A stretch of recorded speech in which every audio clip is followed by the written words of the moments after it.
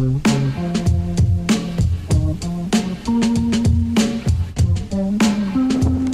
welcome to March's Outdoor Adventures. I'm your host, David March. Obviously, March's Outdoor Adventures. Today is December 11th, 2010, and we're down here at Trapper John's today. The gun season for deer is over here in Ohio. We got the 18th and 19th coming up, but that's later on this week, so stay tuned for that episode too. That's going to be a good one. Today, like I said, we're down here at 665. I'm down here with my daughter, Taylor, and we're going to be out here at 665 doing some squirrel hunting. Taylor, say hi. Hi. Where are you at? 665. So what are you going to be doing today? I'm trying to get a squirrel. Have you gotten anything yet this year? Nope. Have you been out at all this year? Is this your first time out? No. Okay. Did you have fun when you go out? Mm-hmm. What are you using today? I'm using a 410 shotgun, single shot. Okay. And you're going to be going out for squirrel? Yes. Cool. Now, hunting for squirrel, do you enjoy doing that? Yes. You enjoy being in the outdoors? Yes. Okay, now, as a little girl, a young lady, a preteen, mind you, what would you tell the watchers about their daughters? As far as the outdoors is concerned. That girls can have fun too, but not like, that they can do boy stuff too, but like they can still have fun with it. So do you enjoy going hunting with your dad? Yes. I'm her dad. Cool. I'm glad to have you here. I really am. And believe it or not, she has a younger sister, Danielle. You guys probably seen her in previous episodes. And then my son. All three of my children hunt. And my motto is, you take a kid hunting or fishing, you never have to go hunting or fishing for him in the street. So Taylor, today we're going to be out squirrel hunting, right? Mm-hmm. Down here at 665, right outside of Columbus, Ohio. Just south of Columbus, just west of Grove City. Better known as Trapper John's for you all that watches, that's from Columbus. What kind of gear are you using today? I'm using a hunter orange vest and... What do you wear the hunter orange vest for? So other hunters can see me and I can be safe. It's for safety, right? Yes. Now, what are you using to attract the squirrels? Are you using any call or anything? Yes, I'm using a squirrel call. By who? Quad Boy? Quaker Boy. Yeah. Quaker Boy squirrel call says. There you go. We're going to let her use that today, so stay tuned, y'all. March's Outdoor Adventures. Before I go real quick, I want to say welcome to my man, Alan Stowe, OCB, Ohio Center for Broadcasting. He's here with us today. He could be doing the camera work. So shouts out to Alan Stowe. I'm sorry, he's going to kill me for that one. So shouts out to Alan Stowe. Welcome to the crew. Welcome aboard, man. Glad to have you. Stay tuned, y'all. March's Outdoor Adventures. Time to get in the office. Let's go put some squirrel meat on the table.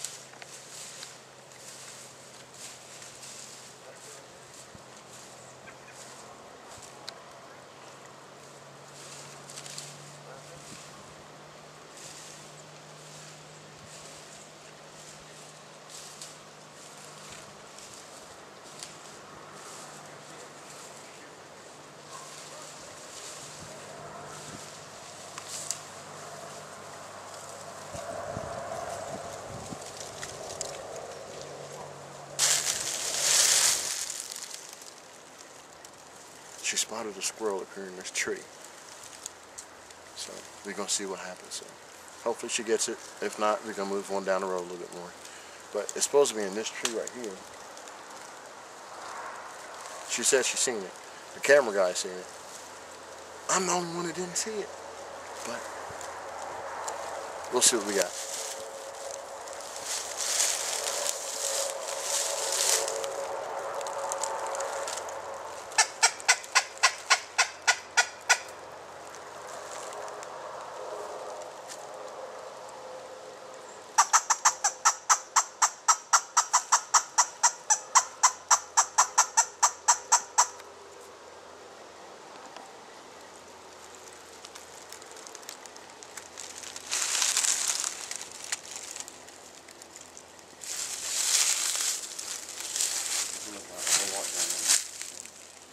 Don't shoot me.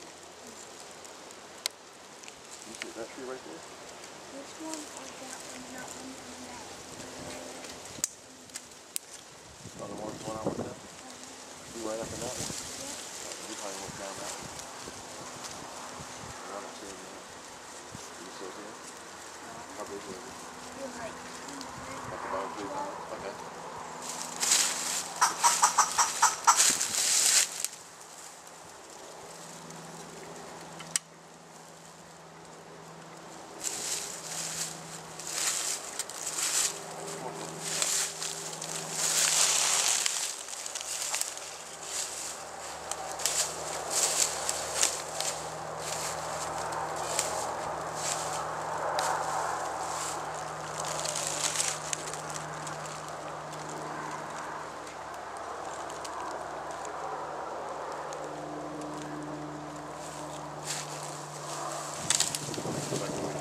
We're not going to disturb it, but this is definitely a spot where squirrels were digging around, or a deer was digging around looking for acorns, looking for food.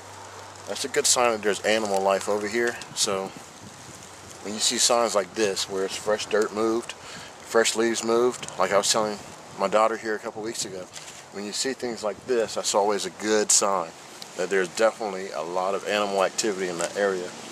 So if it came down to it and the system crashed, you know, this would be a good area to hunt. So we're going to take a squat right here. We're going to take a squat in this little area right here, and we're going to keep a lookout and see if we see any squirrel come along, and who knows, we might even get a rabbit or two maybe. How's that sound? Sound all right? Mm-hmm. All right. Well, I'm talking to my daughter on the other side of the tree limb. So just stay tuned, y'all.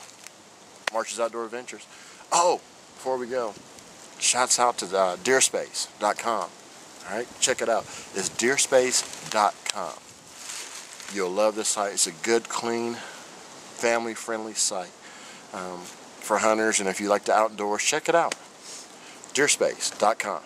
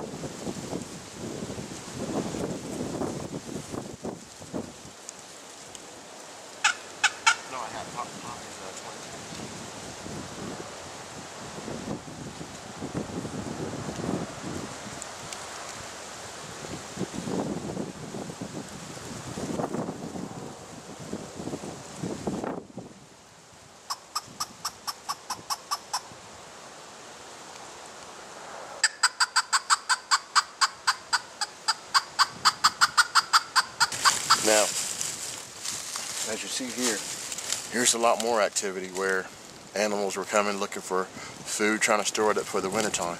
Like I said, it's December 11th, and they're still stocking up. It's a nice warm day out. It's about 40 degrees out today, maybe 38, 39 degrees. Real light wind. So they figured they'd come out and get some more food to store it up for the winter. It's another good sign. Back here in January, around the 12th or so, back in January, that's where I shot my coyote at. When there was snow on the ground, we had a lot of snow back in January. And if you guys saw the episode with myself and my friend Mike Ball, I was behind the camera, he was in front of the camera. There was a coyote to come up here. Watch back out just right here where the evergreens are. You can see him sticking out right there from the side. There's a coyote come running out. And with the snow being on the ground, it's a lot easier to see him. Excuse me. A couple shots and he was gone. So we had a nice day that day. We got some squirrels, we got some rabbits, and got a coyote. So we had fun.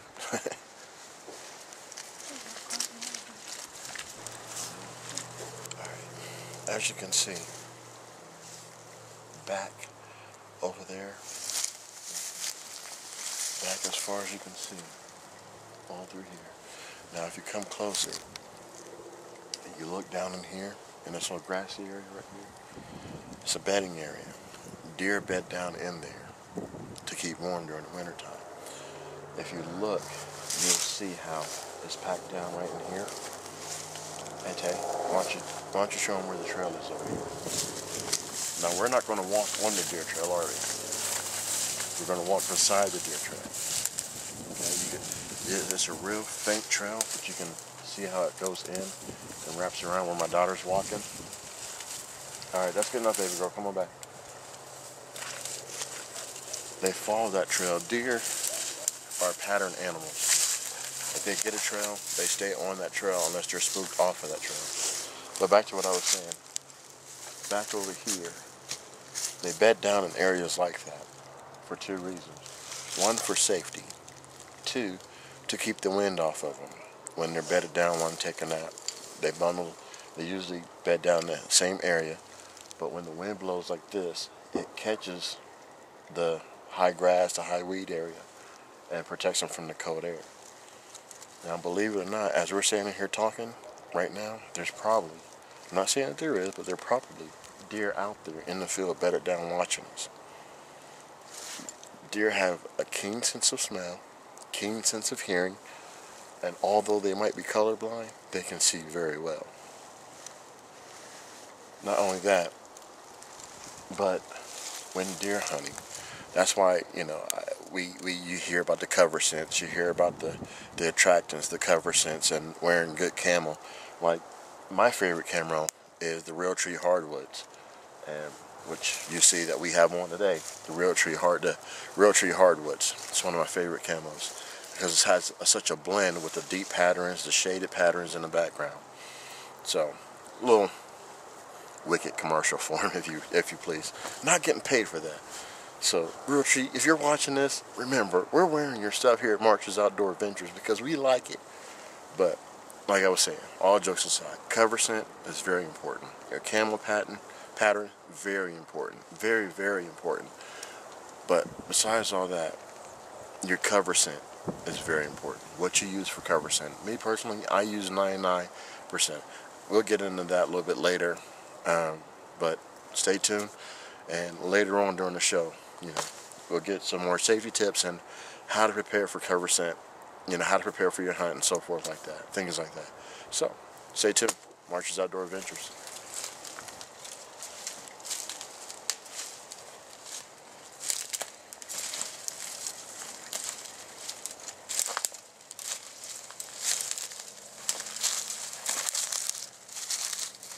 I went in there to see what was in there. That's a bedding area. You want to stay out of there. That scares the deer away because of your human scent. Oops.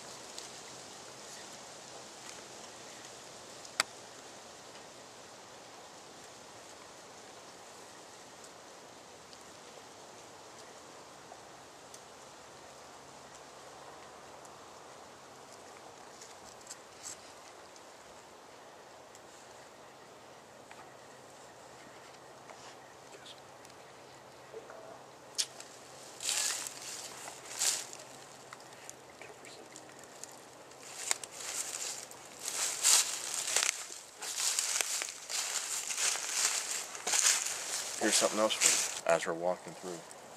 If you're ever out hiking on a trail and you're trying to figure out which way the wind is blowing, just say you just want to know. Or if you're even out hunting, deer hunting, and you don't have the directional powder that you usually see on these other hunter videos, grab this stuff right here. There's no scent. And it's light, and you can see that the wind is a light wind. It's a light wind. Now it's not.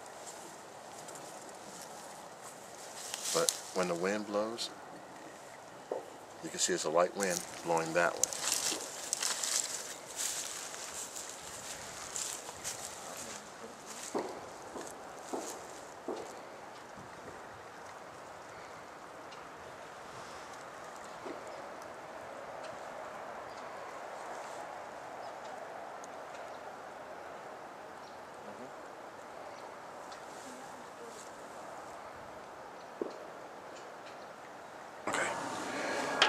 It's late.